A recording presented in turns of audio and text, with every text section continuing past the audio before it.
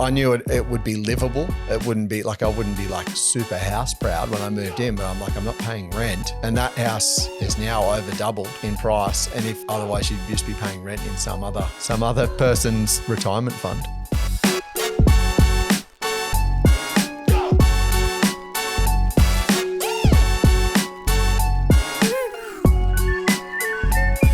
CJ Rowlings, welcome to the potty. How are you, mate? It's a pleasure to be here. I'm kind of a bit excited / impressed / amazed by your setup. But if I know anything about Mr. Anderson, it's the fact that whatever he does it to the nth degree. So I'm impressed, and thanks for having me. Yeah, we went pretty hard on this setup, and I don't know, it took me like a month to work out how to use all of this equipment, and I probably got halfway through setting it up and was at max frustration. I couldn't get anything to work. I'm just like, why are you like this, Leigh? You could have just done the first one on the phone, but You've done well. You've done well. It's amazing. And I aspire to be more like you. I aspire to be half of what you are in terms of your all in on everything, mate. Yeah, perhaps not the angry side of me. No comment. Do you know some of the stuff here the other day? Look, for the listeners, you may or may not know, I have a tendency just to get a little bit grumpy. You know, I'm like a toddler. If I get a little bit overtired, a little bit if you angry. Get hungry. If you get hungry. Like the toys get thrown out of the pram. Anyway, The toys were firmly out of the pram last week, and all the staff started calling me Angry Anderson. That's I've witnessed this a few times post training back in the day, where you need to eat before you can communicate. Put it that way. Actually, I remember one. I won't go too far into it, but I remember one when Reedy was trying to get you to just do some training without, like, just fasted training. And we went to Byron to run, and you were carrying on like a 2-bob watch about how hungry you were, how you had the shakes, and you had the shits for about an hour and a half until you ate, and then you were like, sorry about that, once you ate. Who does that though? Like, who goes for an hour and a half run without eating anything?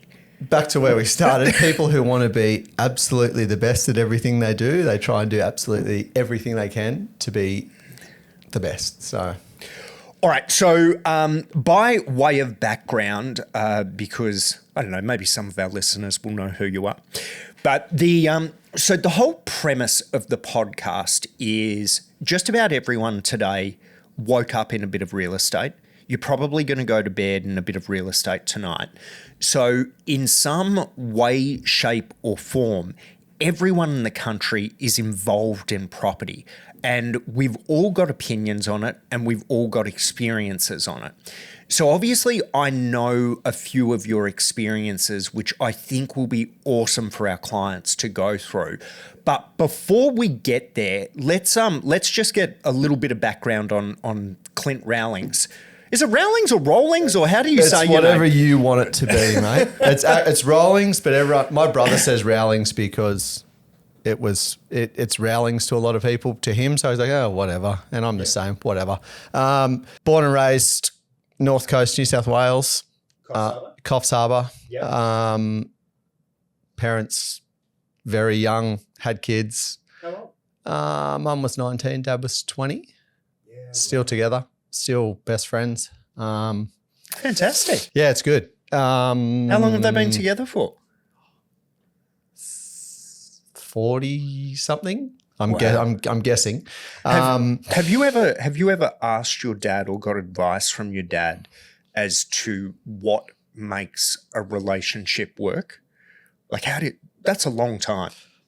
Not really, but with my job, you're just observing people and observing relationships with people, like your own relationships with people, and also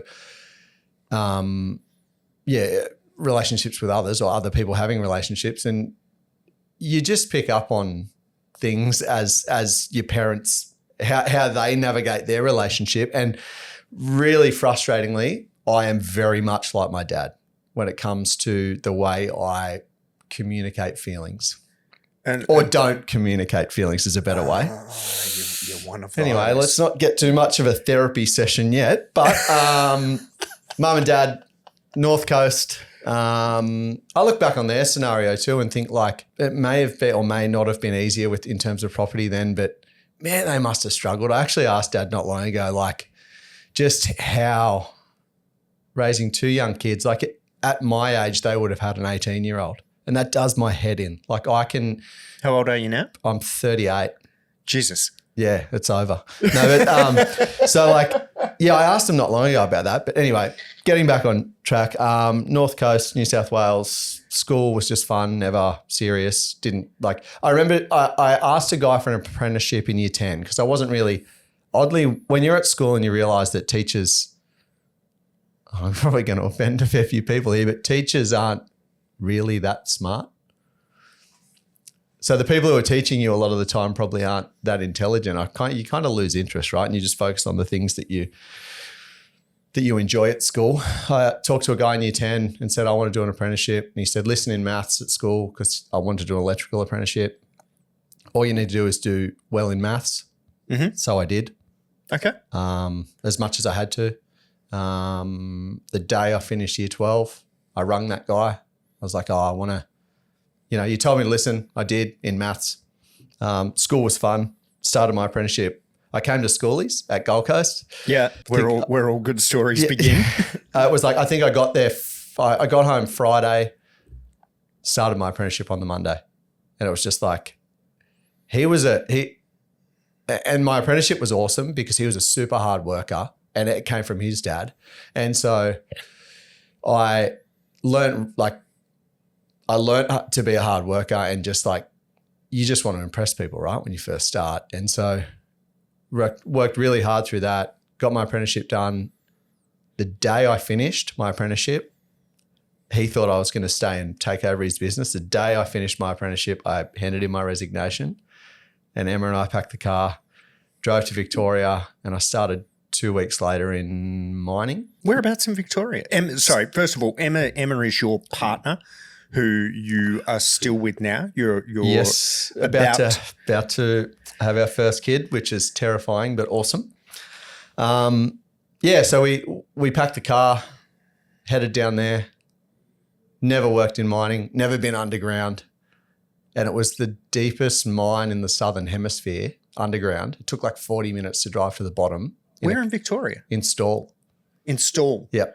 And what sort of mine was it? Gold mine.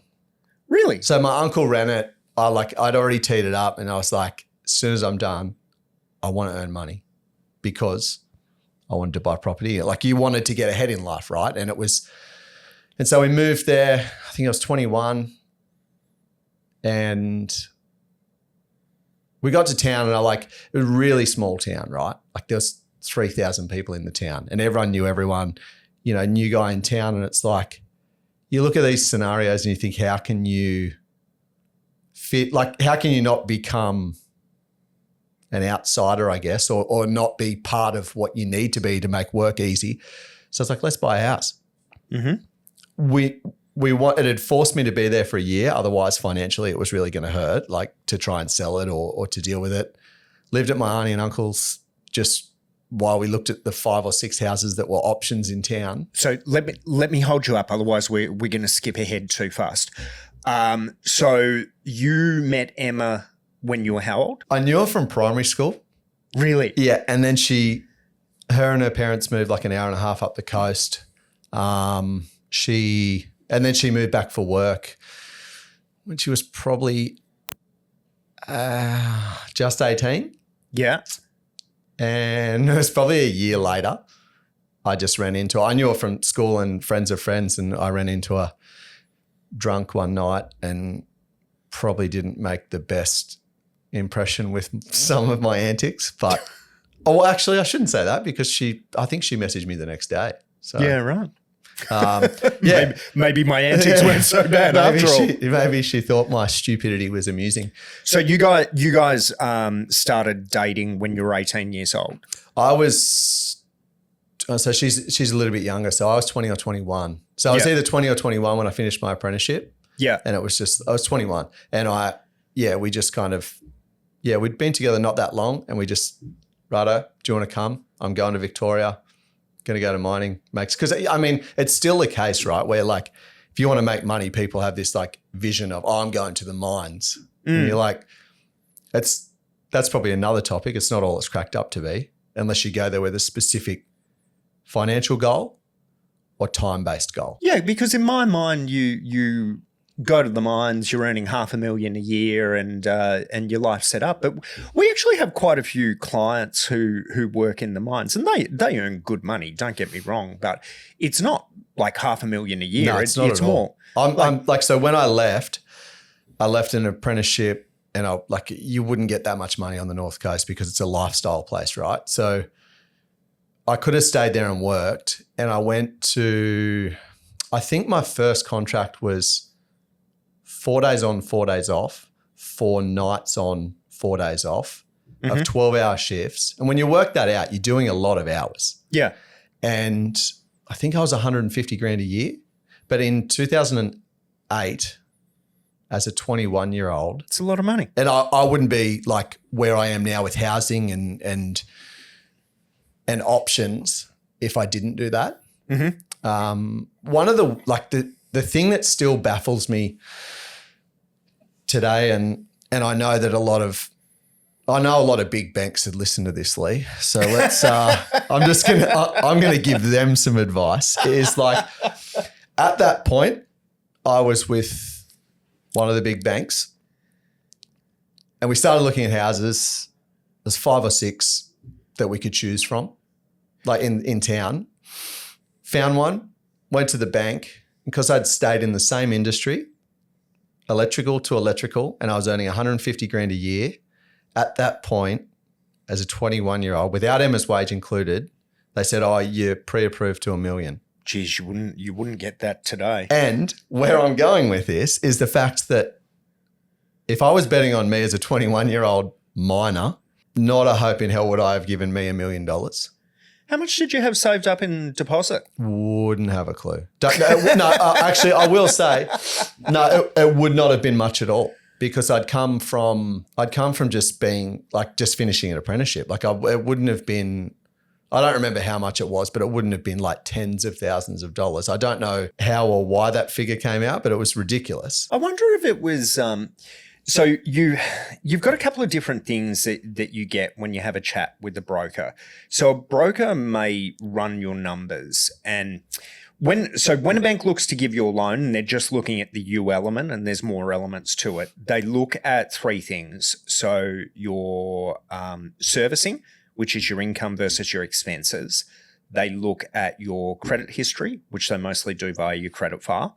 And then they look at your deposit and costs, which is your savings.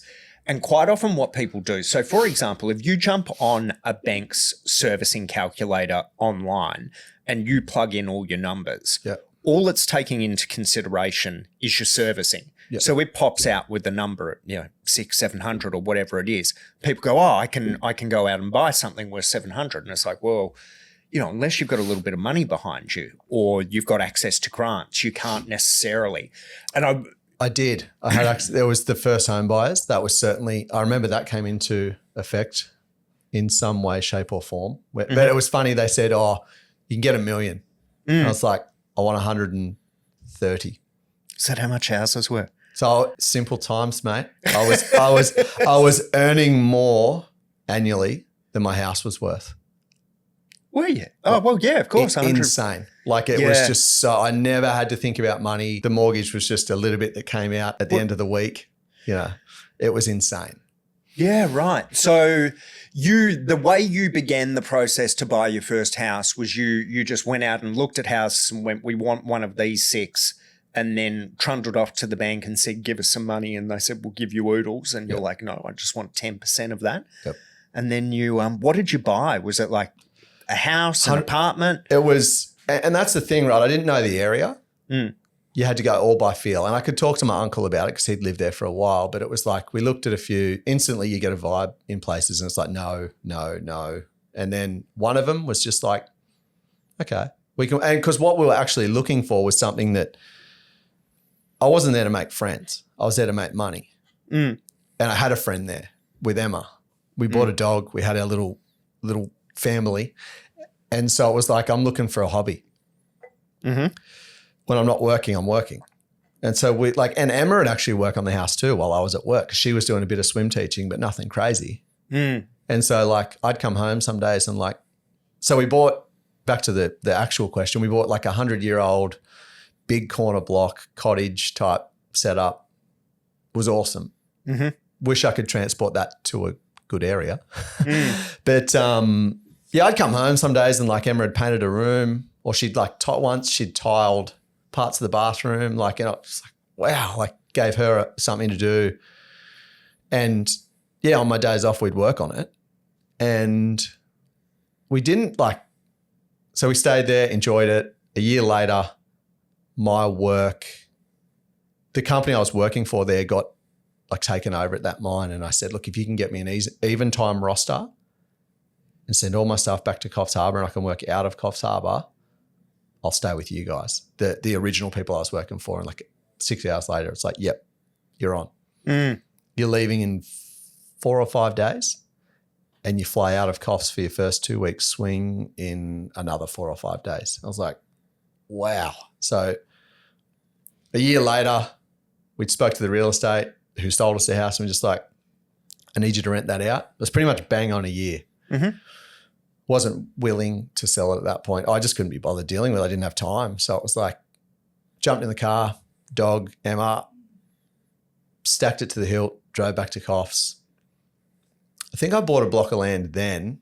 I went out to my first swing of work, and while I was out in WA, like literally if you take the map of Australia, I'm living on one side, almost directly opposite was where I was going for work. And if I had my time over again, I probably would have thought about it a bit more and gone, now this is really stupid. But I jumped on it. And while I was out there for my first swing on my time off out there, I just started looking for land. So I knew I knew people coming from an electrical background and I could do the electrical. And I applied the same things from Stall, the house down there, that, hey, it'll give me something to do on my time off. Talking about buying a 100-year-old house, and what you're saying is, it gave us something to do on the weekends. And as two young single people living in the middle of nowhere, you probably needed something to do on the weekends. That was exactly the thought, right? Yeah. Like I'm not going to go and make friends. And all they ever did, you could, but everyone was interested in is work. Either their family, if they had family there, or getting drunk. Yeah, sink and piss and shooting roos. Yeah, exactly that. And like you fast work out that's not my thing, right? Like I'm not going to go and sink, piss and shoot roos. And so, we bought a hobby. Yeah. But a hobby that was enjoyable. Yeah, and it's the reason I'm zeroing in on this is we have most of our clients, when I say most, like maybe, look, it used to be 85%. It may be a little bit lower now, but a huge percentage of our clients either have kids or are just about to have kids. And a lot of people often go, I'll just get an old home and I'll fix it up. And you can do that, but what I think people underestimate is, first of all, you don't get any grants if you go into an old house. But what I think people underestimate is the amount of work involved. And you're living in a construction site, right? It is insane. Yeah, which is fine if that's your jam, right? So, and that's what I was getting at. Like, you guys are single, you're a couple, you're in the middle of nowhere. You're like, yeah, sure, what a good fun project. But for a lot of people, and this is what I found, it's a job. So like they're at their other job all day, then they come home and they live on their work site. Yeah. And then if you're trying to raise kids at the same time, it can just be a disaster. And then the other thing that I find as well is I've spoken to a lot of people, more so back in Melbourne, because Melbourne, there's obviously a lot of older homes. It's a lot more established than up here. And a lot of character too, a lot of those houses. Like people get that thought of, fuck, we can really make a family home. Yeah. And then they start the work. Yeah. And it breaks them. Yeah. It goes on for 7 years. Yeah. But, I see or I used to hear quite a bit down there. People are like, we'll do this up, we'll renovate it and we'll sell it. And then I'd talk to them afterwards, and obviously I'm interested in this, so I really deep dive on the numbers. I'm like, right, how much did you spend on it? How much did you sell it for? Because they'll just come to me and they're like, we made 300,000 out of it. Yeah. I'm like, but hold on a second, like, how much did you spend on the renovation? And, they've spent 200,000. They're like, we made 100,000. I'm like, but it took you 5 years. If you just had have done nothing, property prices went up by that much anyway. Yeah. Like quite often people think that they've made money from their improvements, but what I more so see happen is their property does go up in value from their improvements, but really it goes up a comparable amount to what they've spent on the improvements. Yeah. But then what people don't take into consideration is you're not valuing any of your time on this. Mate. So yeah, like you've worked on this thing for however many years, and for all of that labor, you've essentially got nothing from it. And I'm sure there's exceptions to this rule. I'm really just talking of my experience in property. Well, coming from and going a bit further forward, I went back to working for myself in electrical, and so you'd be involved with people's renovations, and also like back to a country town, 100,000 people, a lot of people, right? So you're helping out people who with said renovations. Yeah. And it can be crippling. Like what you said, if you're working a job and then going home to a job, even without having children in the mix, it just, especially if it's labor intensive stuff, right? Like if you say your job's mentally draining and then you're going home and it's labor intensive, like you are just burning the candle at both ends. And a lot of the time you're not going to get that much of a reward out of it. Like if you value your time at any rate, it's insane how much specific and then non-specific time you spend on your renovation. And what I mean by that is like the amount of time you spend thinking about it, laying in bed. Yeah. What am I doing this weekend? You're not thinking, what am I doing this weekend? I'm going to go to kids' soccer. It's like, what am I doing this week? Oh, I've got to get that stuff out of there and I've got to move that plaster out of the way and I've got to have that wall insulated so it can be put in next week, and then the painters have got to be organised. And that is where you see it's probably a bit generalised, but you see men completely broken who are trying to, I'll do it, love. I'll do it. We'll move in and we'll just move the kitchen and do the bathroom and then it'll be the perfect house, and it just breaks them. Yeah. I don't know why this reminds me of this story. This is totally off topic, but when I was younger, I had this really big job. I got made redundant from it, so I got a payout. I had this Lexus that I shouldn't have been driving a Lexus, but I paid out the loan on that. Like I paid I was still renting at the time. I paid my rent in advance for whatever. And then I'm like, I'll go on a holiday. So I drove from Melbourne to Uluru. And at the time when I'm just envisaging the whole thing right now. Yeah. So drove there with a girl. We went out there. It's all very lovely.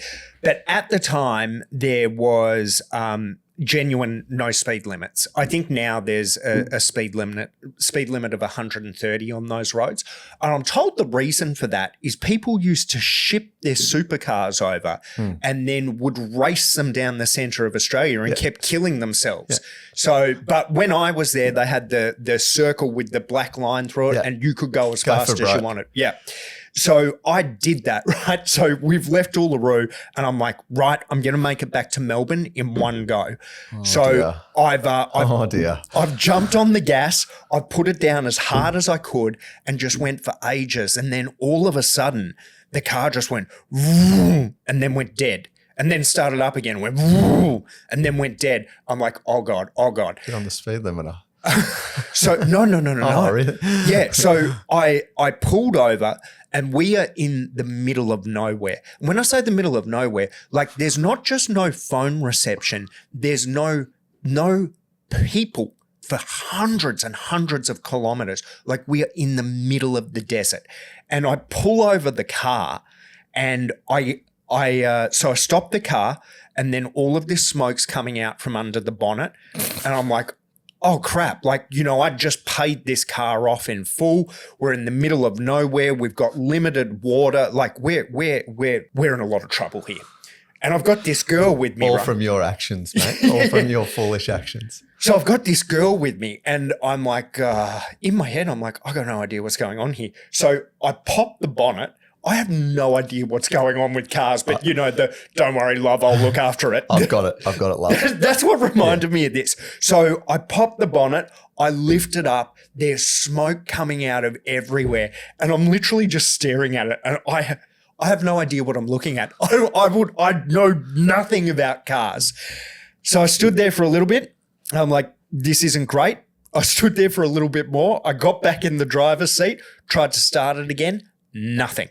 Oh dear. So I got back out, I looked at the engine again, and then literally because I had nothing else to do and I had this girl with me and I felt like I needed to look like I knew what I was doing, I'd taken a jerry can of fuel with me. So I just put the petrol in the tank, not because it was empty, like it was showing half full. I just did it because I had nothing to do.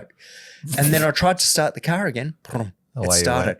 Yeah, so it had run out of fuel, but the fuel was going down faster than what the indicator could go down. So it was showing half full. Anyway, needless to say, I drove at not the speed limit. You pulled your head in slightly, yeah, and amended your decisions, which is probably what a lot of people who do renovations, including myself, did. Yeah. Go and build a new house instead, because then everything's new.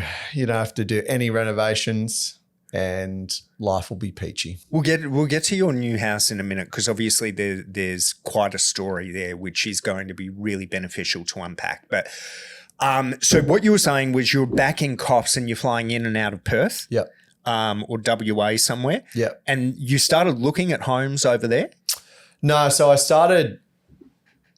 flew home and we didn't have any. One odd thing, I've never signed a rental agreement. It's like I've never been a tenant. I moved. Where did you stay when you moved to Stawell?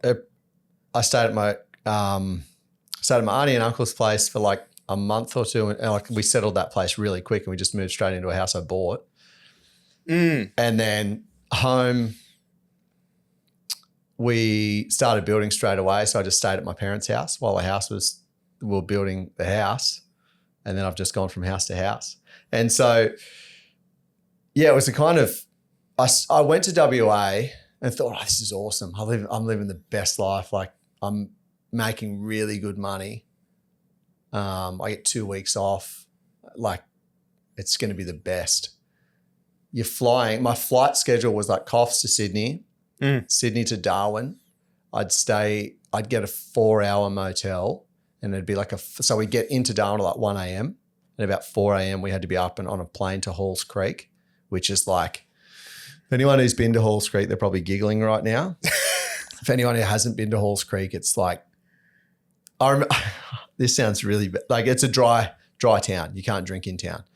So driving out the first day, I wasn't talking to anyone. Why can't you drink? Because they've got a lot of problems with alcohol in that place. Yeah, right. A lot of problems.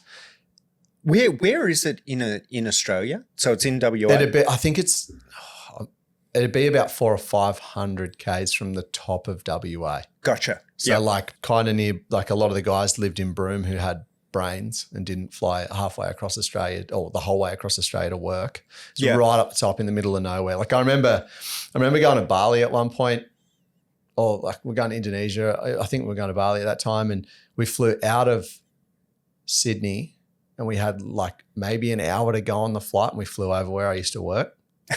Like I'd spent 3/4 of my flight over Australia, and we were like starting to get to Indonesia. And I was like, I like woke Emma up and said, that's exactly where I used to work. This was after the fact. And she was just like, oh, okay. So I was flying in and out, thought I was killing it. Young, like 22, making, I don't know, it was more than down there. So in 2009, that's a lot of money. Yeah.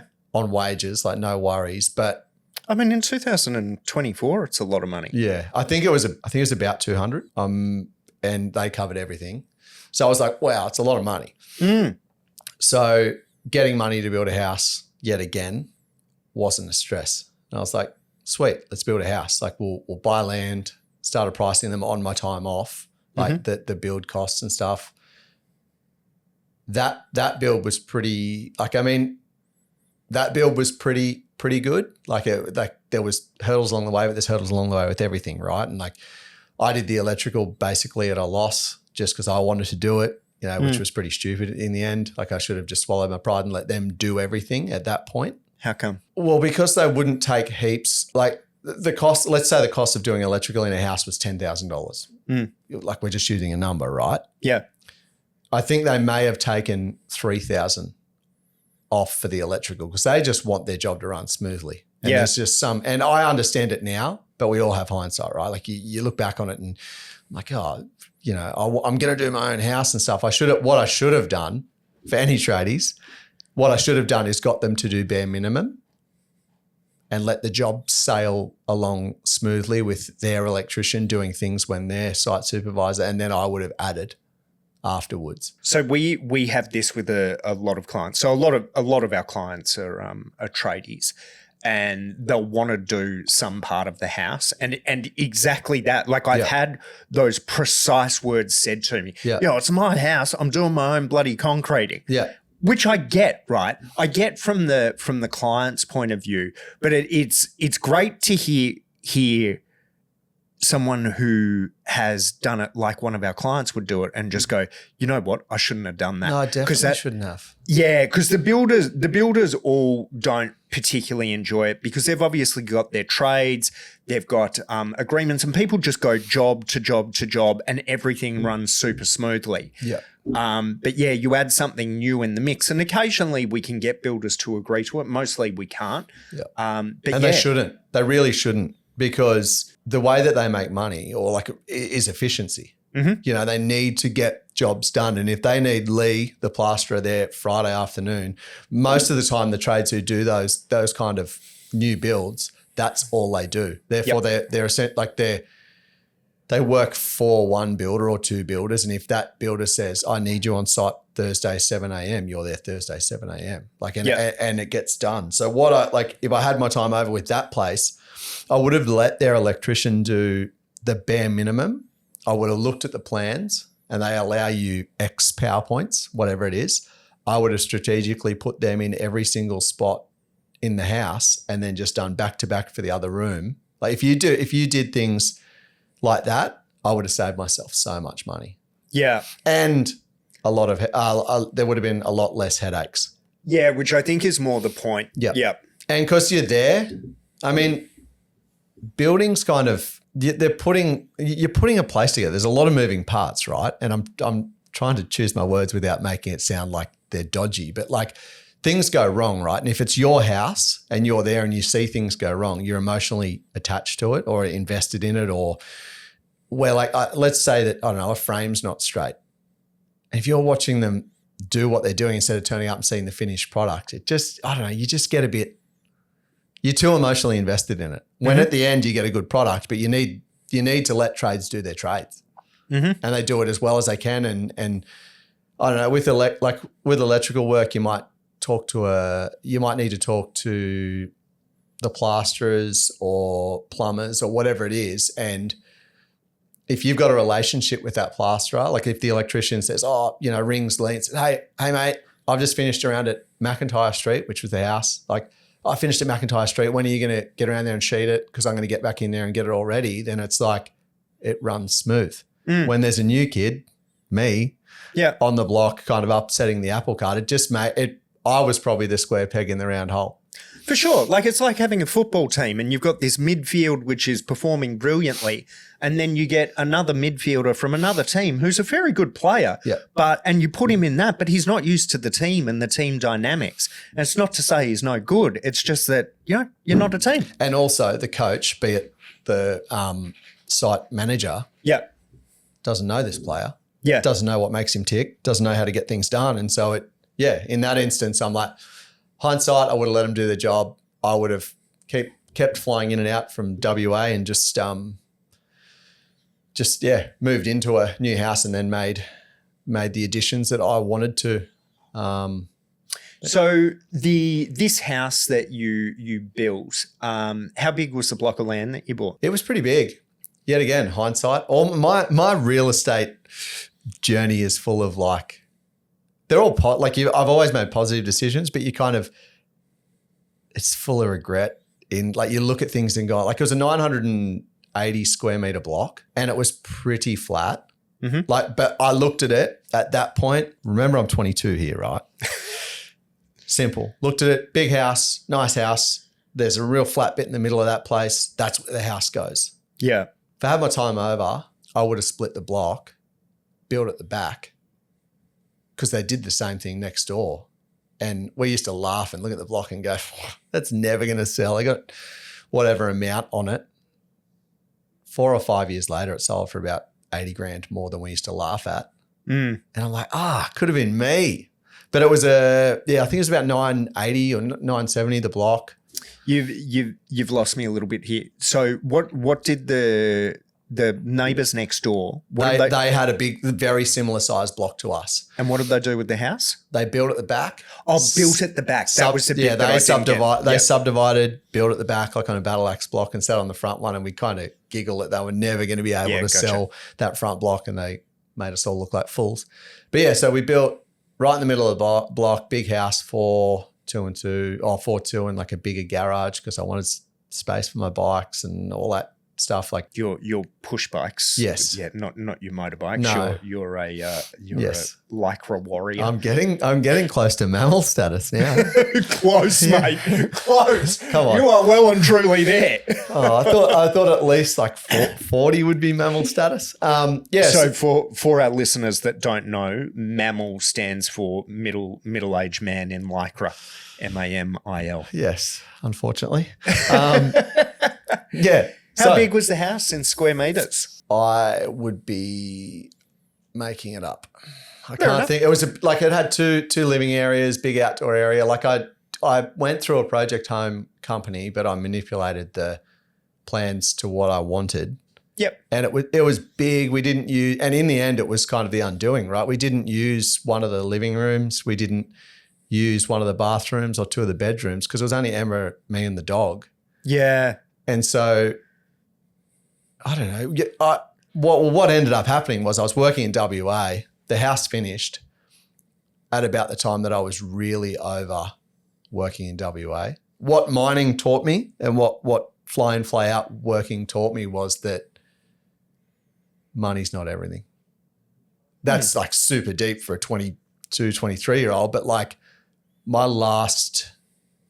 so I flew out for one of my 2-week periods on Christmas Eve, and all my mates were like local tradies who were about to start their 3-week off period, like their Christmas period, and family was all together, and I'm going to the airport to fly out for 2 weeks of work in the middle of nowhere with a bunch of pissheads. Mm.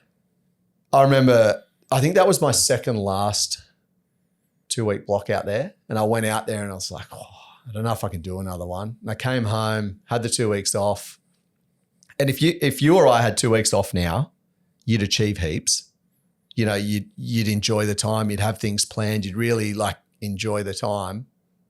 But I'd come home and just do nothing. I'd just buy unnecessary toys and stuff because you're just chasing, I don't know, you're just trying to be happy. Everyone else is at work. All your mates are at work. Emma was at work full time. I'd like get up, go for a surf at that time, like find out what time she's having lunch. You'd go and have lunch with her in the middle of the day, and then you kind of, wait till she finishes work. And all of a sudden 2 weeks is done and you're back out in hell. Mm. And so the last swing out there, I was sitting at the airport, flying out that afternoon, like just sitting in the airport crying. Because I'm just like, this is just no way to be. No way to be. Literal crying or? Yeah, like, yeah. Yeah, right. Yeah, but I cry all the time. But I thought you couldn't do feelings, mate. We tried to go there at the No, start, I do. and you're straight battered no, me. that's in a relationship. There's no feelings there, mate. No, that's probably with emotions, not are they different? Anyway, now we're getting deep. No, yeah, literally crying because I was just like, what am I doing? Like, what am I like? And you just, as soon as you start seeing the negatives and stuff, I remember at one point, it was the swing before at Christmas time, I worked out that it'd take me about 3 days to get home with logistics if something went wrong. You're just like, what's that worth? And anyway, literally crying at the airport. And at that point, every time I'd come home, people would say, hey, you want to do some cashies while you're home? Yeah. And I was like, nah, I don't need to. I just didn't want to. And I was sitting at the airport, and I think you could probably attest to this. You kind of feel sorry for yourself for a certain amount of time in anything. And then it's like, all right, what am I going to do? Yeah, I'm not going to dig myself out of this. I have to dig myself out of this. It's not going to sort itself out. And so sitting at the airport, I just messaged, I think there was probably about half a dozen people who'd asked me in that time, do you want to do some work while you're home? And I just went, hey, I'll be home on this date. I'm going to start doing my own thing. If you want that work done, let me know. And nearly all of them said, yep. So done. Okay. So flew out to work, told the boss out there that I was like, after a few days, I was umming and ahhing, on how to do it, not necessarily how to, if I was going to, because it was done. Like I was completely done with it. And I said, mate, I'm done. And I got along with him pretty well. And he goes, nah, no, you're not. He said, have the next two weeks off. So it would have been 6 weeks off work and then come back. I'll pay you for the 2 weeks off, which is like significant money. I was like, I don't know. And he goes, I'll tell you what, have the next 2 weeks off. And then the swing after that, you can go to Perth and do your instrumentation, which was like would have cost them maybe 10 grand, like a course to go and do, which would have been good for them, but would have been great for me. I was like, I'll have a think about it. And like, it was probably a day later, I was like, no, I'm done. And he went, shit. Righto. And he just knew because that's how it goes with that work. Yeah, the juice isn't worth the squeeze. Yeah. And he's like, spewing. But, and we stayed in contact for a while. But, so then I went home and started working for myself and literally did not have a quiet period ever with electrical work. It was, but interestingly enough, when I worked for myself, back to what we said at the very start, where I was like, they'd give me $1 million. I wouldn't have bet on me for, a 21-year-old who didn't know anything about life. Like later on, I know it's only 3 years, but you've learned a fair bit with property and with, and then once we'll get to it, but sold that new house, bought something else, and I was working for myself. Mate, I had to beg, borrow, and steal to be able to get. I was in way better financial position, wanted less money, and they just did not want it. At one point, I actually got told Emma was full-time and in a good job. What was she doing? Managing a dental practice. The mortgage broker was a pretty funny dude. I rung him and I said, listen, I work for myself. I'm a tradie. I spend probably 8 to 10 weeks a year overseas doing triathlons. You're going to look at my tax return and it's not going to add up. We need to make this work. And he I don't know how much I can go into. I need to put some glasses and a moustache on if I'm going to keep talking like this. But every tradie does it. Well, we can probably talk in a constructive way in that. And he laughed about it and he said, mate, you're a liability. He said, your wife's getting you over the line because she's on wages and earning a good wicket. But without your equity, you are an absolute liability. And so every single tradie, well, not just tradies, every single self-employed person we talk to, when the guys are talking about, their financial situation and how much they earn, like everyone needs to get training on it, because you go, how much do you earn? They're like, 300 a year. I'm like, yes. But how much does the tax office think you earn? Yeah. Oh, 30. Yeah. Like, boys. And like, funny you choose those numbers because it's probably pretty correct. Yeah. Like, I mean, maybe not that bad, but like you can, if you're running, and so I always then looked at it as like, from then on, you've almost got to be thinking about your strategic plans like 2 years in advance or a year in advance or whatever, because you need to be willing to pay tax, right? To make. So self-employed income is complicated. And I've watched a lot of brokers over the years, and unless your broker's got a lot of most brokers don't know what they're doing when it's self-employed. Yeah. So the easy fallback is just send us your notice of assessments, which shows your taxable income from the tax office, and that's what the bank will go off. Yeah. And that, like, with some banks that's right, but if you get a broker who knows what they're on about, and to be fair, I actually don't fully know what I'm on about here. I just lean on the brokers. Yep. So they will look at, obviously, the wage that you're drawing from the company. And if you've got a good accountant, you will be drawing an okay wage. So all the tax brackets have changed now. So it used to be everyone was drawing 80, and I think now it's gone up. But most people will be drawing an okay wage. But if it's a good broker who knows the bank they're looking at, some of them will take retained earnings. Yeah. So if you're keeping it in the business and not drawing it out because you don't want to pay your 48.5% tax rate or whatever it is, they'll consider retained earnings, some of them.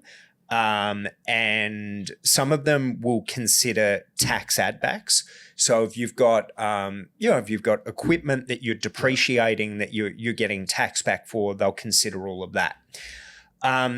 Where a lot of people, and it's more towards the sole trader end, which is a lot of your tradies, where a lot of the sole traders get into trouble is they're doing all these cash jobs, and cash jobs seem great because they're avoiding tax on it is what they're doing. Claim expenses. And claim materials, like just leave that going through your business, and then your time and material. Yeah. Yeah. But the issue with that is there's no paper trail for the money. Yeah. So, you can be earning great money, but if you can't prove it, the bank doesn't care. And the banks do literally see it as a liability. Yeah. I'm self-employed. I've got a company, and we've gone a long way past the kind of sole trader stage now. But we live in a really good country, in my opinion. And we've got a lot of great services, and I don't agree with the way a lot of the money's spent. In fact, I strongly disagree with the way a lot of the money's spent. But I think that this is just my personal ethos. I think you need to pay tax. I don't think there's anything wrong with legitimately minimizing it. As the famous Kerry. I was about to say, what did Kerry Packer say? Yeah, he said you're not spending it so well that we should be making voluntary donations. Yeah, perfect. So I live by that. Yeah, but so my opinion is minimize it for sure legally, and there's plenty of legal ways to do that. Investment properties are a great way to do that. Yeah. But you've got to. I think you've got to pay your bit, because we all, every time you drive on a road or go to a hospital or whatever, every time that tradie drives his $150,000 dual cab Land Cruiser on that road, when it's 100% write off and he's earning 30 grand a year, he's got to pay his tax, Leigh. Look, like I said, minimize it, yeah, for sure, but contribute. But more, I mean, that's just a personal thing. Plenty of people would disagree with that. In terms of like back to that, like if you're a sole trader, and we can use me as an example because I'm not doing that now, but like I had a really nice car that was completely written off through my business. Yep. You know, you don't have mobile expenses. You can claim your power at home because you're doing work at home. You know, all that stuff goes to minimizing your tax. But you don't have those expenses as a couple. But it just was, in the end, it was just like, it doesn't matter how limited expenses you have, you're not earning enough to pay a place off. For us to comfortably gamble on you, I guess. Well, not gamble, but give you money. Yeah, well, the bank needs to be comfortable that you can pay it back, and they've got a whole heap of business rules around that. And it's tightened up a lot, right? Yeah, it has. I think there was a period there leading into 2008 where it was a little bit, pardon me, Wild Westish, where that was exactly when I went and got that money, just before 2008. Yeah, and then they had the Royal Commission, and some more rules came in, and blah blah blah. I mean, ultimately, there needs to be responsible lending, otherwise there's predatory behaviour by companies, and I mean the buy now pay later industry that they're doing a deep dive in. Without being too harsh, I think there's some question marks over some of the behaviour in there. I wish that. I mean, there's a lot of things along the way that I've looked at places. I think I've spoken to you about it previously. There was one specific house that I looked at, and I was in my current house. I looked at this place and I was like, I'd love to live there, and I should make this happen. I knew the real estate, and we went through it. I spoke to the mortgage broker, and I was at that point, I think I don't remember how much it was, but it was insignificant amount of loan mortgage insurance that I had to pay. It's insignificant now. Yeah. But at the time, it was just this huge shot to my ego. that they like, well, you're not going to bet on me? You don't think that I can pay that? And I let it go. And that I drive past that specific house probably once a day, and it haunts me that I just didn't let my ego go. So how much lenders mortgage insurance were they wanting you to cough up? Might have been 18, 20 grand. And how much was the place worth? Do you remember? Probably 500. And what's it worth now? Why are you doing this to me? A lot more than it'd be.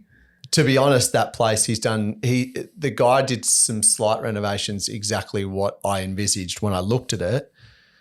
It'd be 1.5 to significantly more. Significantly more. But I like in terms of rental in real estate choices, the only regrets I look back on are the ones that I didn't do for one reason or another. The major one I look back on where there was a bit of a sliding doors moment for me was the new house that we built. We sold it.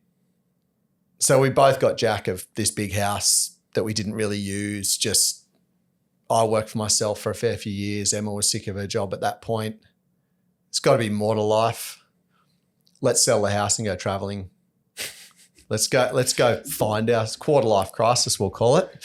House on the market, sold it, made good money. And we had that money in the bank. We're going to take a little bit of that equity and travel. Mm-hmm. And Emma wasn't interested in looking at, for lack of a better term, shit boxes, because that was where I said we have to buy something. If we're going to travel for at least a year, and if I didn't buy something, I'd probably have dreadlocks, a massive beard, and be a stoner in Jamaica or something, because I would have never come home because I had nothing to come home to. Yeah. And so I started looking. My choice then was bottom of the barrel, that somewhere I could live, like that I'd be happy to live in when I come home, to work on, clean it up, sell it, move on. Mm-hmm. But I have to have something. Yeah. Emma didn't even come to any open houses. Yeah. I did about 10 in a day, one day. I was just like, all right, this is the budget. And walking around these places, just like, oh man, like I just found one. I was like, all right, I can work with this. It's had a tenant in it. It was a steep block with underneath, which wasn't filled in. I was like, okay, back to the tradie thing. I'll come home, fill that in, make it a bigger house, actually do some work on it to be worth something, but we'll kind of, and Emma's like, oh, I don't even want to see it. I don't care, just buy it. It's like, can you just please come and have a look? She came and had a look, walked in, went, oh, it's gross, it'll do. Bought it, left the tenant in it, and we went traveling it ended up being like a year and a half, probably a bit more. Where'd you go? All through Asia. Like we did heaps of Asia. We did. Like for a year and a half, non-stop traveling? No, we did like, might have been like, it was over 6 months through Asia. Came home. I stayed 6 weeks at mum and dad's, and I'd done no training through Asia, and then stayed 6 months and did Ironman Australia. I was like, I'll come home and just train full time for I got like 5 weeks of training, did that race. And then maybe 2 weeks later, we took a group of 40 to the 70.3 in Hawaii. So I came home to help organise that with Dad. And we went to Hawaii, spent like it might have been a month or so there. For our listeners who may not know, a 70.3 is a half Ironman, and Clint's dad is a triathlon coach. So you went to... Yeah. So we took a group, like they basically did all their training together for this race, like had people in the top 10 of that race and the last 10 of the race. Like it was really good. Did that trip. Emma and I left Hawaii, went to Mexico. Were there for, I don't know, a month or two. Then we went all through, we flew into Houston and just drove straight up the middle of, basically did like I don't know, you call it a diamond almost through the middle of America. Traveled, had fun, got to LA, realised it's the worst city on earth.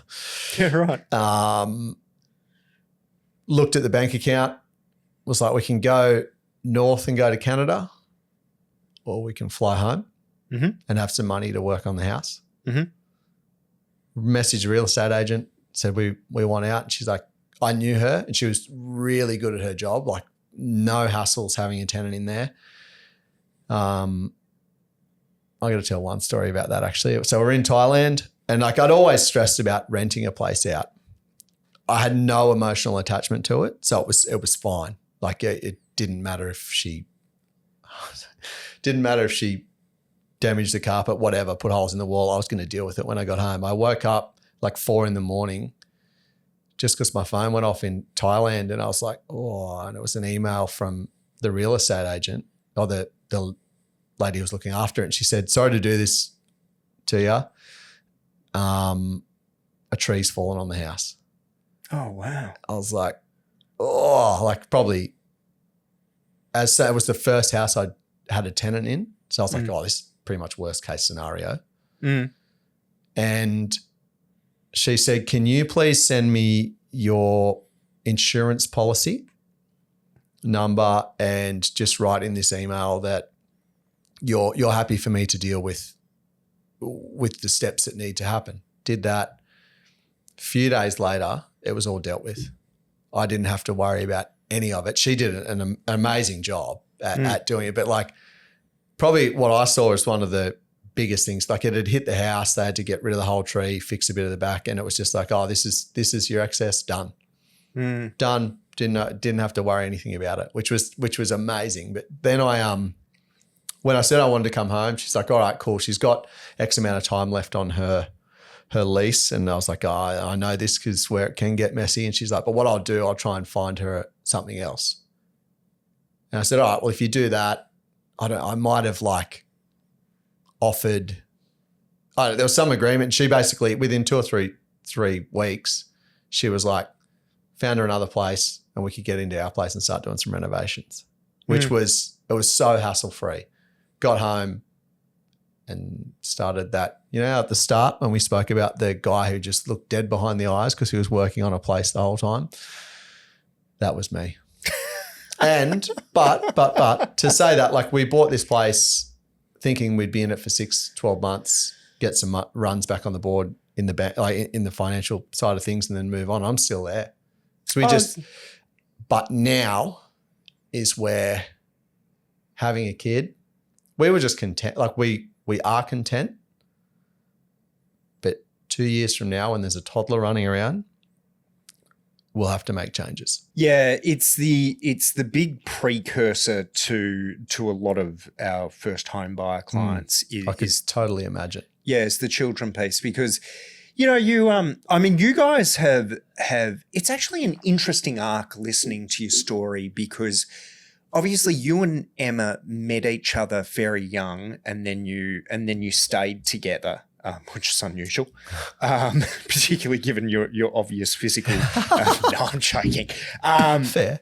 No. So you've stayed together a long time. So where I think a whole heap of other younger people, they're partying, they're trying to meet people, blah blah. Like you had your life partner early on.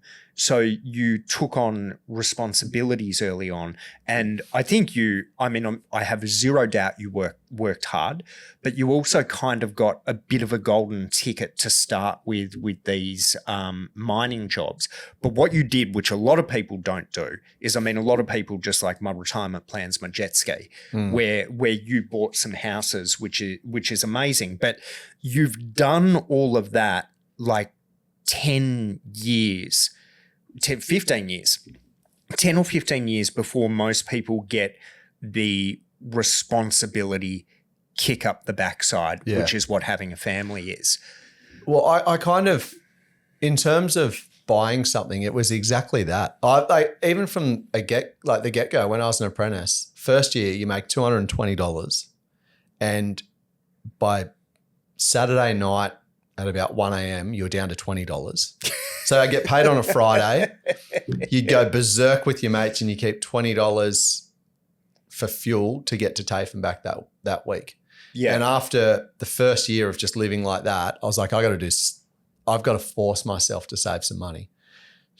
Stupid thing to buy, but I bought something. I bought a car because my money had to go somewhere then. Like you had to pay for something else. And I very much saw it the same in when we moved to Victoria, and then I do this. If anyone asks me about mining or about, specifically about like sacrifices with work, it's like you need to have a goal.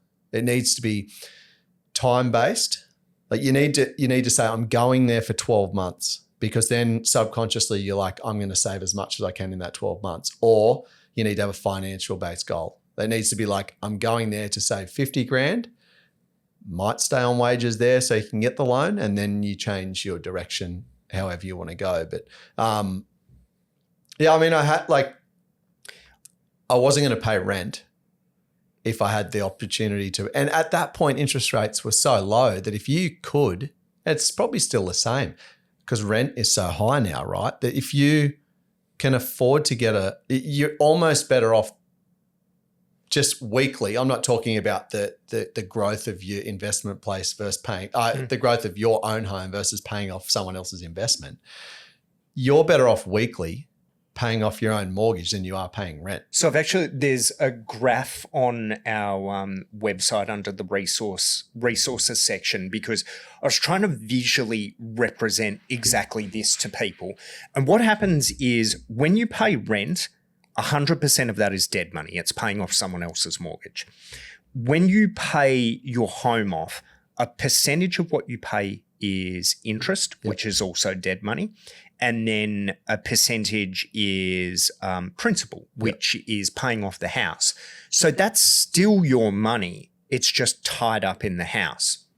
So when you look at the interest payments versus the rent payments, it starts off pretty well the same.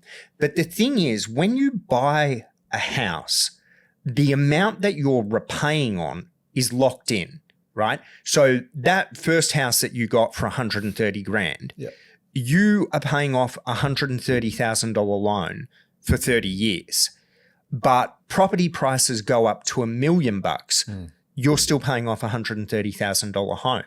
But the thing is with rent, if property prices go up to $1 million, your rent has gone from $100 a week to $1,000 a week. So in the very short term, like the first couple of years, it may seem like you're paying more because your mortgage is slightly higher, but part of that is principal that you keep. But over the long term, and you see it's an exponential graph where rents keep increasing, but the cost of your mortgage, the amount you're paying off, doesn't change. Yeah. And obviously you've got fluctuations in interest rates, like interest rates can go up and down, which affects it or not if you lock it in. But yeah, that's just on the weekly, what am I paying back? You then take into account the opportunity cost of the property going up in value. And over a 10-year period, I actually did some numbers on this, which are in the book.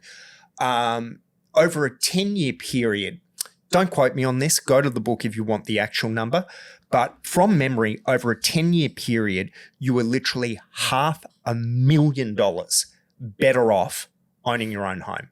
Oh, that wouldn't surprise me even slightly, because I know, like, example, when Emma was like, oh, we don't need to buy, like, we can just deal with it when we get home, when we're going traveling. I remember when we got home, a house very similar just down the road came on the market for about 100 to 120 grand more than what we had paid a year earlier.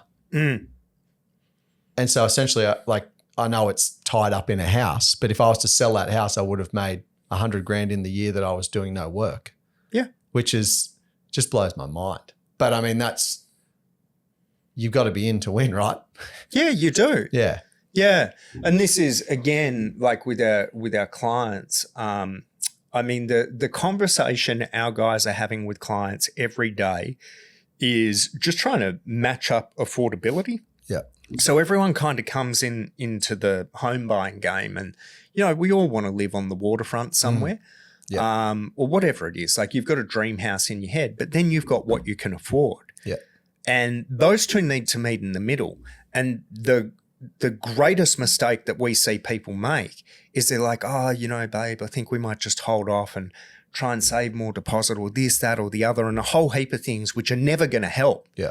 And all they do is they get priced out. Yeah. And again, a conversation that I have with my guys constantly is it's very, very hard to buy a house for someone starting out at the moment. Like, to give you an equivalent, you were earning $150,000 a year and you bought a $130,000 home. Yeah. For that same set of circumstances to play out today, someone would need to be earning $850 grand a year. Yeah, which is just insane. But right? So it is hard. There is no doubting that. But the thing is, it's not impossible. And it's not impossible right now. But if the trajectory continues the way it's continuing, and at the moment I see or hear nothing which is going to change it, certainly in the next 5 years, there is a very real chance that a huge percentage of people our age or 10 years younger will never, ever own a house in their lifetime. Like, it literally won't be an option for you. And if you look overseas, you can see that everywhere. We got a unique thing in Australia where for you know, all of Australian history, most people, if you played your cards right, could get into their own property. But now we have a thing where it's like, it's super tough. But if you leave it much longer, it may be never. So certain places, it's already almost a case, right? Like, I guess it's needs versus wants. Like, if you need a certain quality if you're going to buy a house or size or whatever. But places like Sydney, certain places in Sydney, it's just unattainable already, isn't it? So you've got to make, do you then just have to make either like a move elsewhere to make it happen, or you've just got to adjust your reality of, like, I can't live in Bondi, I've got to go and live in Bankstown. Yeah. So look, I'm not an expert in the Sydney market, so I won't talk to it, but I can talk to Melbourne or Brisbane equivalents. So a Brisbane equivalent is, we have a lot of people in the south of Brisbane who want to live in Doolandella, for example. And Doolandella, if you went back only a couple of years ago, was super affordable. And now for a lot of people, it's just not affordable, right? But they go, well, I want to live there, so I'm just going to save up. But the thing is, you can't. The compromise is you need to move further out. Yeah. But if you don't move further out now, like maybe you're moving further out to Ripley's actually a good example at the moment. So you want a Doolandella, you can't afford that.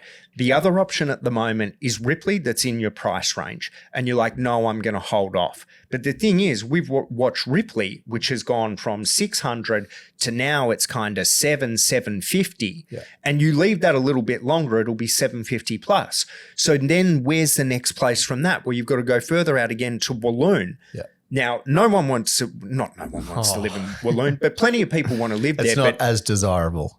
It's just further away, right? Like, so your Doolandella customer needs to have a big mindset shift to get to Walloon. But mate, I'm telling you, I've been out there. It's lovely. Yeah. Like, it's super lovely, but it keeps going further and further out. So if you go to Melbourne and do the same thing, we've got people who are like, I'll only live in Wollert, which is in the north of Melbourne. Yep. It's like, that's nice, but you can own. We had someone yesterday who wanted to be in Wollert, and there was an estate which was less than 5 minutes drive up one road. And it was Wollert. It was at one end of this road, and this estate that we found them a place was at the other end. And the place we found them was a unicorn block. And they're like, no, I'll only take Wollert. And I've seen this play out so many times before where I'm like, you can hold off as much as you want. Wollert isn't going to happen. But what people in Melbourne don't realise is this. So Melbourne at the moment is very affordable compared to other capital cities. But it's a statistical anomaly, right? So the most expensive cities in the country is Sydney, then Brisbane, then Melbourne. And that historically, it is never, ever that way. And I'm telling you, it's not meant to be that way, and it's going to change. So it could happen this spring, but you can go to the bank on this. Sometime in the next 12 to 18 months, but it could be in the next 12 to 18 weeks, Melbourne is going to jump up to be just slightly below the median house price of Sydney. And that person who wanted to be in Wollert, like all of a sudden they're going to be living 30, 40 minutes drive up the road, and that'll be all they can afford. But people have this strange thing where when they look backwards at prices from 10 years ago, they can see the changes happen and how you pay more money for a smaller block, which is further away. But you say, hey, that's exactly what's going to happen again over the next 10 years. And they're like, nah, no way, I'll be able to save up. And it hurts me. Because we have I promise this, Randall, stop. No, I love it. But we have these same people come back to us a year later where they've had their come to Jesus moment, and they're like, all right, I'm sorry, we'll live where you said to live. I'm like, brother, not only so I've got that brother stuck in my head. Stop it. But I'm like, not only can you not live there, like you can't afford to buy a house at all now. Like you need to go and get a second job to get a home. Yeah. And it's upsetting. Yeah. And that's just another year of dead money in rent. Yeah. Like it's, yeah. You look at exactly what you said. You can look at the history of like all my places now are in the same, like we're in the same area and we're going to stay in the same area for a while. And I've been looking at the moment at other options. And I remember like what $1 million used to buy you, like $1 million home was just massive and like amazing, like palatial estates. And now it's an average house on an average street. And it's going to keep going. And so in that instance is the answer's just get in, right? Like, and it's needs versus want. Like back to my example, I just set a budget of what we could.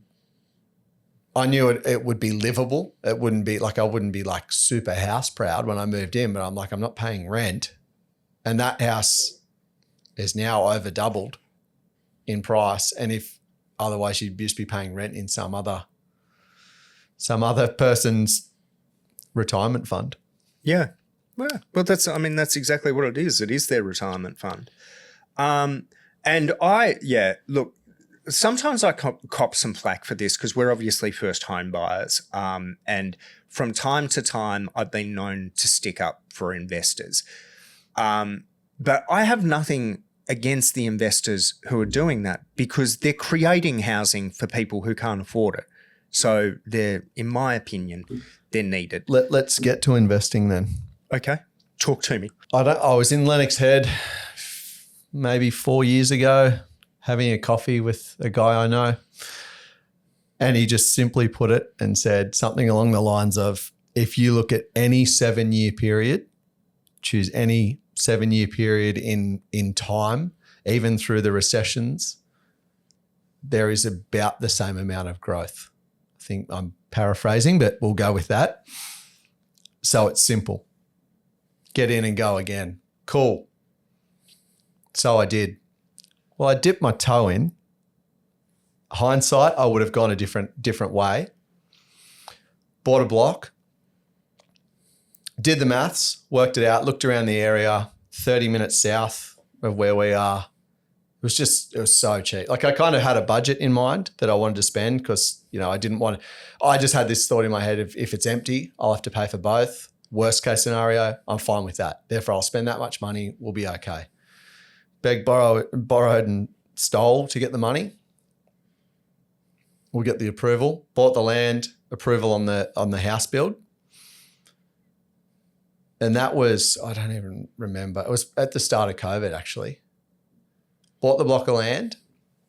I got prices on houses, spoke to a few builders, was going to let them do the electrical work, in a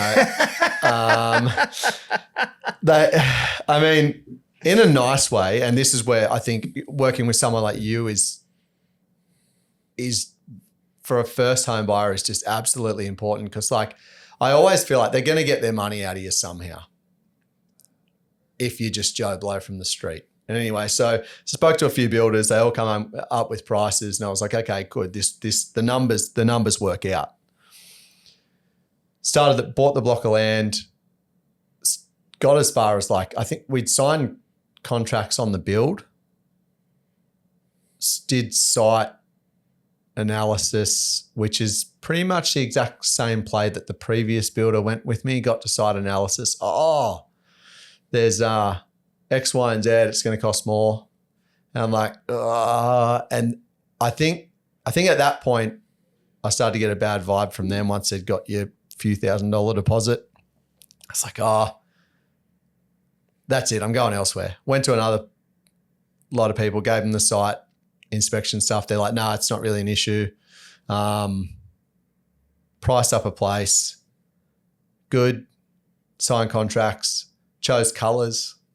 All that stuff. It's like, it's ticking along. And then it was, you ring, hey, where are we at? When's it kicking off? Because I wanted the steps to keep happening. And it was a bit blasé, a bit vague. You're thinking, okay, we're in council's doing something. Bloody council, that kind of thing. And then after 90 days, it was, it's out of contract. We're going to have to, it's out of time of contract. I was like, okay. And then they hit us with, I think it was $100,000 extras because they'd re-quoted at the time that building costs went berserk. They probably didn't go that berserk. And I was like, and at what point do I keep sinking money in, legal avenues or whatever you want to do to try and fight that? So I got the owner of the company on the phone and said, mate, this is ridiculous. You guys stuffed us around. You did it, clearly you've done it deliberately to try and get out of the contract period, the contract terms, and you can redo it. And he just said, look, to put it simply, prices have gone up. I'm not building it for that much. That's the price. And And I was like, I much prefer him to do that to me than to like, I don't know, just bullshit, I guess, you know, and lie. It was just like, I won't be able to do it for that much price. Like building materials have gone up. Yeah, we kind of did do it deliberately to drag it on a bit because we can't afford to do it. And I was like, oh. So then interest rates start creeping a little. At that point, I redid numbers and I'm like, oh, and procrastinated for a bit. Building costs went up again. And I'm like, nah, interest rates went up again. You know, it's on a variable loan, the land, and every other week you're getting another thing in the mail saying, oh, your payment's gone to this much, to this much. And it got to a point where I was like, nah, I'm not doing it now. One, it'd be too stressful. Two, I don't think it's really viable. Like, I mean, you'd still make money, I guess, but it just wasn't worth the stress. Back to what we said at the start, how much like time I was putting into it. I was just like, although I wasn't going to be involved in the build, it still would have been constantly happening in my head. And I was like, I just don't need this at the moment. And so I wouldn't say I'm stuck with a block of land because it was a bad situation that if I sold that block of land, back to what we've said the whole way through this, I'd probably make $100,000 in like less than 2 years. It's a bit more than 2 years, I think. Yeah, okay. Yeah. But yeah, well, it's dragged on. So there is so much to go through here. So I'm going to take you through perhaps some of the things that you may not have known that have gone on there. So the first thing is with a block of land, blocks aren't blocks, right? So you as just a punter go and look at a block of land and you're like, oh, it's beautiful, it's flat, it's got a great, I mean, it may not even be flat. You may go, it's got a great view, but it's on a 10-degree slope.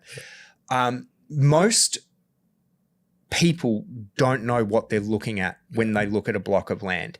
Even if the block of land, all the fundamentals look right, like it is, you know, it's flat and blah, blah, blah. Then you've got, you know, soil type, acoustics, bowel rating. Like there's a whole heap of things that go on with the block. So, you know, we often have people who come to us with the block, go, oh, this block's so cheap. And we look at it and we go, yeah. There's a reason it's so cheap. It's because no one can build on the thing. So that's the first thing. And again, I'll reference my book here if anyone wants to know what to look for in the blocks and soil types and all of that. I break it all down in a section of the book. So that's the first thing. The next thing is, just to recap on the first thing is for most people, they need help when selecting a block because there's a lot of stuff that you wouldn't even know to look out for, which will affect the cost of your building. Yeah. And in some cases, it can affect it by like $100,000. Yeah. So again, for people who are in Brisbane, you buy out Collingwood Parkway and there's a whole heap of mining underlay there that you may not even know about. Which will cost you a fortune to build on, or a lot of builders just refuse to build on it because they don't want the liability moving forward. So that's the block. The next thing is you've done what a lot of people do when they've got a block is they just go out to builders. They're like, can you build on this? They're like, yeah, of course. And they may even give you an indicative price. Oh, it'll be about this. And that indicative price will always be very, very cheap. And of course it'll be cheap because they're trying to get you as a customer. And what you'll discover is the retail builder model, and this is nothing against retail builders. There's a place in the world for them. But the retail builder model is quite often to lure you in with very pretty pictures and bargain basement prices, the two of which don't necessarily line up. Then what you need to do is, as it sounds like you did, you have to pay them a deposit. And then once you pay the deposit, then they go out and they'll give you the real price. So you may be in the hole for 5, 10 grand, sometimes even 5% of the estimate. So you're in the hole, which means you're kind of mentally committed to this builder. They may even get you to do color selections, which gets you emotionally committed to the house. And then they will come back to you with pricing, which is almost invariably higher. But you're in then, right? And that's kind of the model that people don't realize.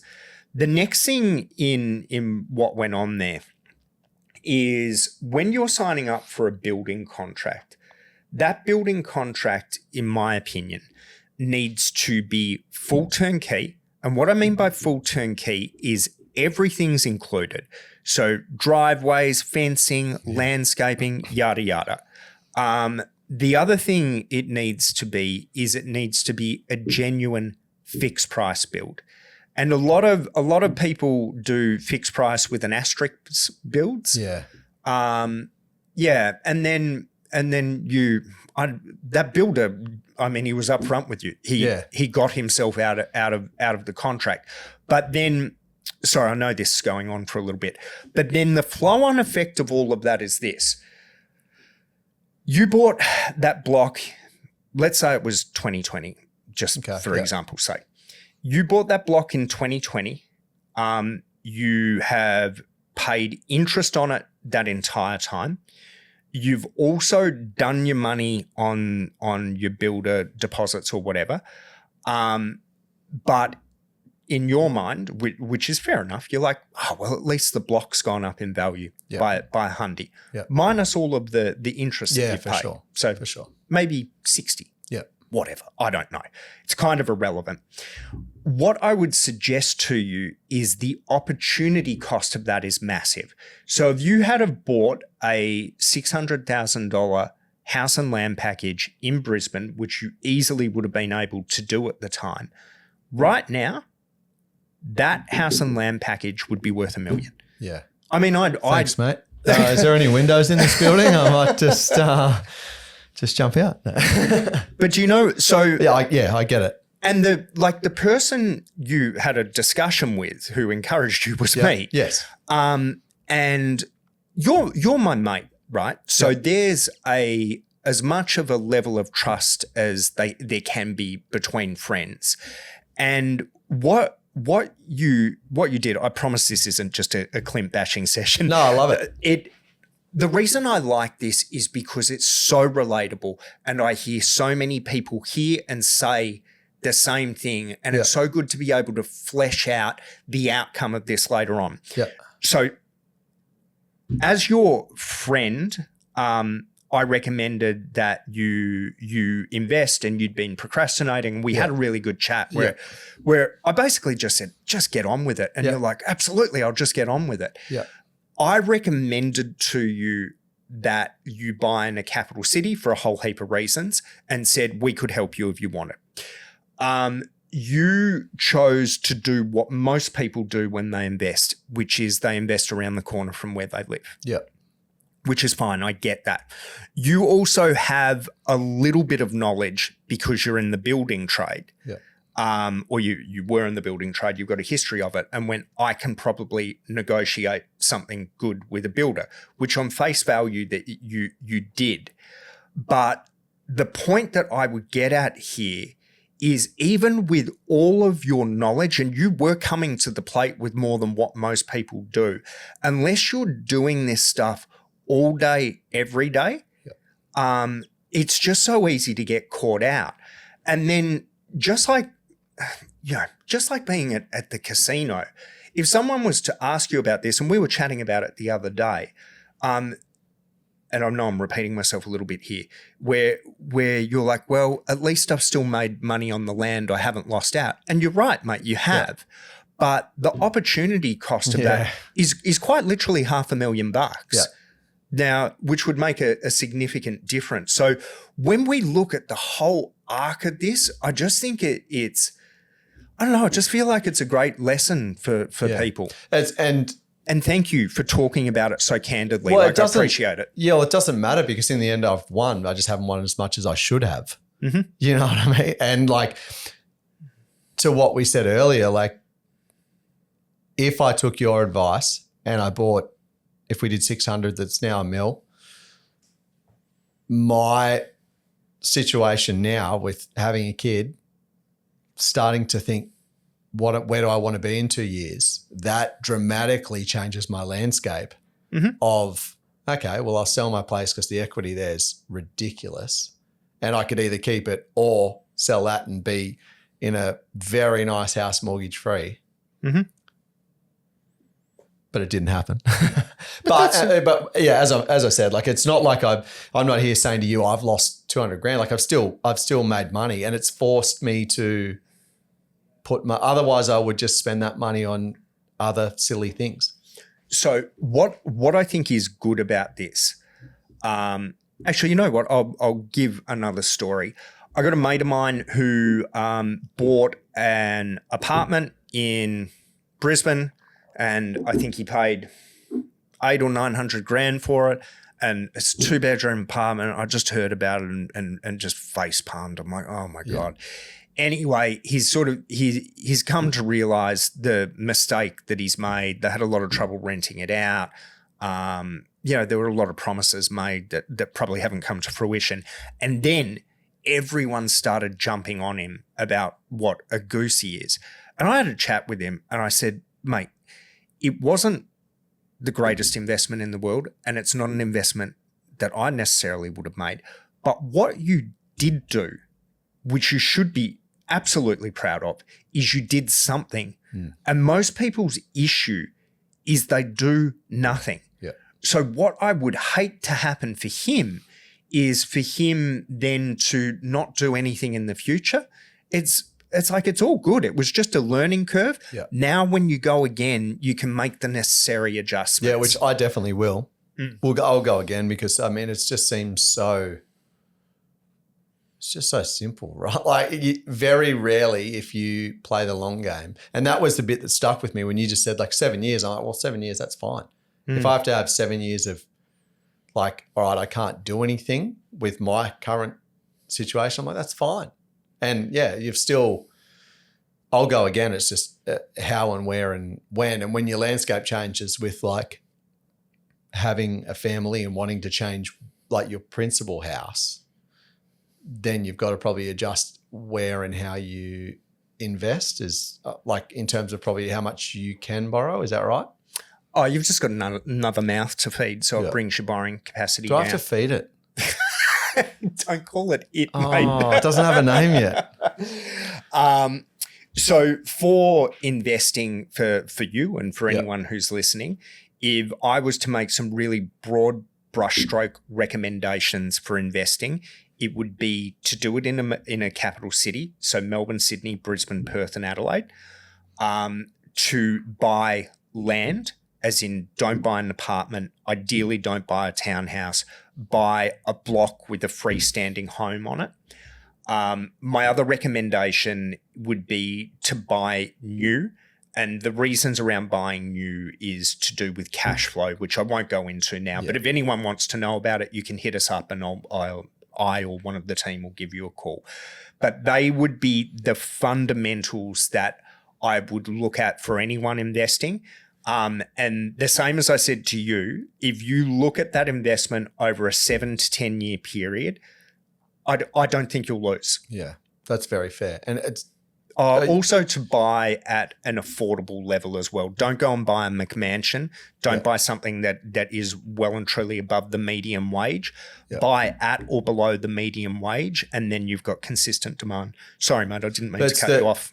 Yeah, you seem to talk about it all the time. It's just like it's almost simple maths, right? Supply and demand in Australia. Like more people, we need more houses. Yeah, so they're going to keep making them, and they're all going to be worth more. Yeah, it's. Well, we're not building enough. No, and that's what. Yeah, I can't wrap my head around it, and will it end up?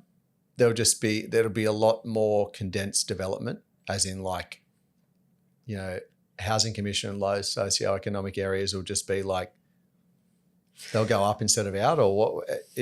If Lee Anderson is mapping the future of housing, how's it play out? I'll just give you some examples of things that I've heard. Like if you ask a certain outspoken member of the Greens who really grinds my gears, but if you look at what the Greens are proposing, they want a majority of people to be in government housing. Yep. They think the government should provide it all. I had a reasonably big property developer on a couple of weeks ago. The podcast hasn't come out yet, but he was saying the only solution is density. So to put more people near where the infrastructure already is. So if you look in, I think it was in Sydney, that if you're within a certain radius of a train station, there's an automatic development approval for some level of density. Okay. I butchered that, but you get the drift. Yeah, I get it.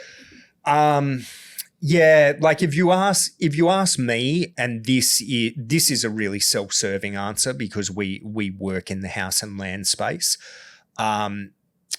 People say, "Oh, there's not enough land. There's not enough land." I'm like, I drive out these places. There's paddocks for days. Yeah.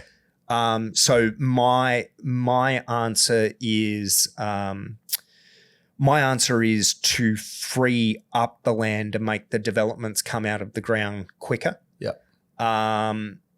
Yeah. But again, that answer is a self-serving answer because it's the space I work in. I know it works very well for our clients, so that's what I'd love to see happen.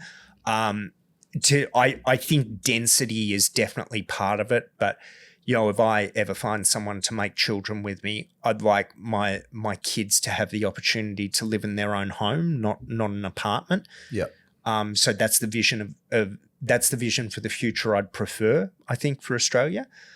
I don't like the social housing idea very much. I think I'm very unqualified to answer this, but the way I see the world is having things like social housing to me is a safety net. Yeah. In that everyone in Australia should have a house, and if you find yourself on hard times, or if you find yourself, just with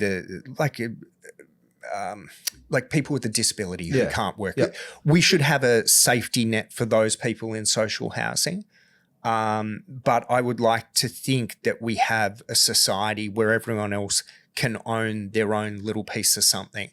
So if you work hard, you can have that opportunity. Is that what, like you should be able to have that opportunity? Very much agree.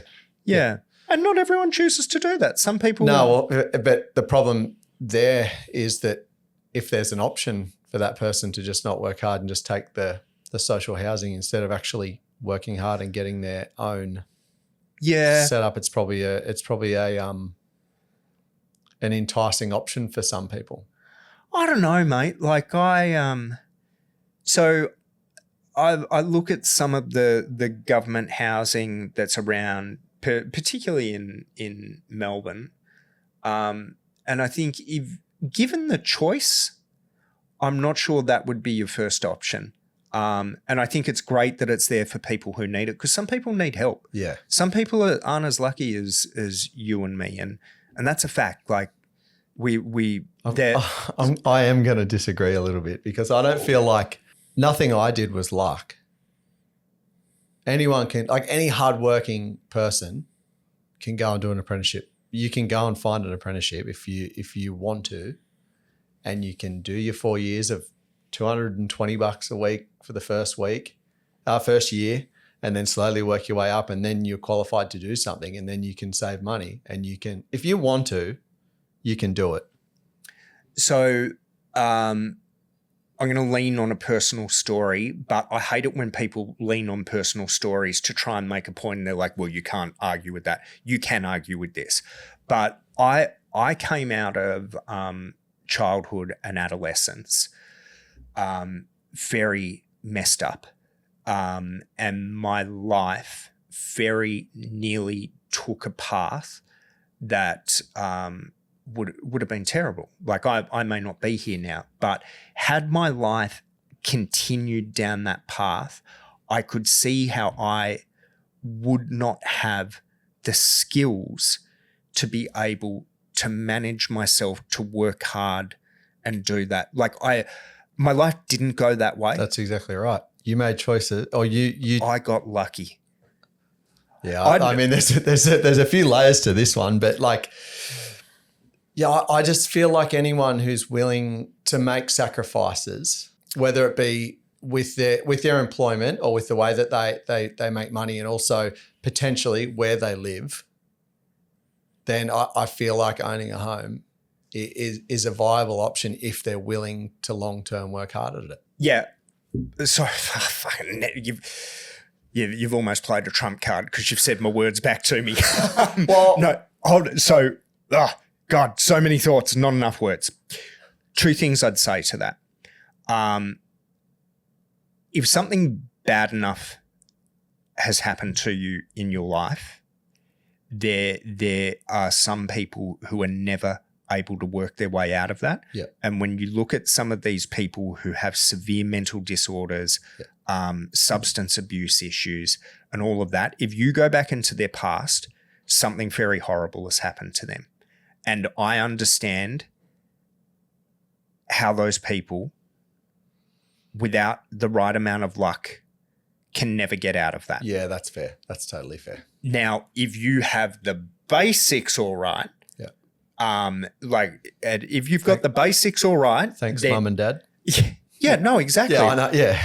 And no, but that's where you were lucky. Yeah, I get that. And that is luck.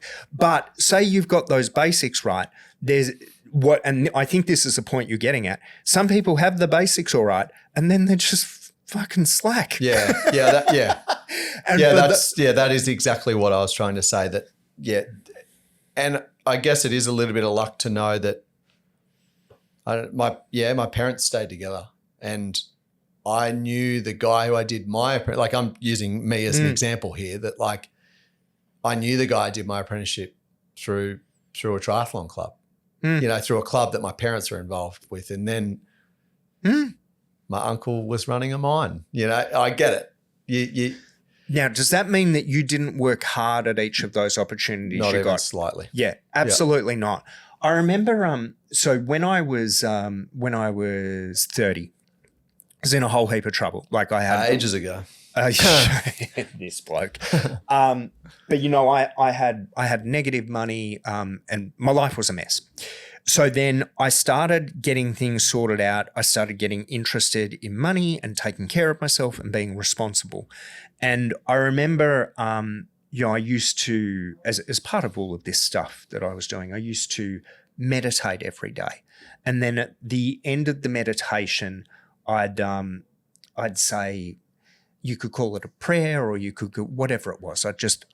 I would ask of the world. I would say, please give me the wisdom to see opportunities when they present themselves, and please give me the courage and the motivation to take advantage of them. Yeah.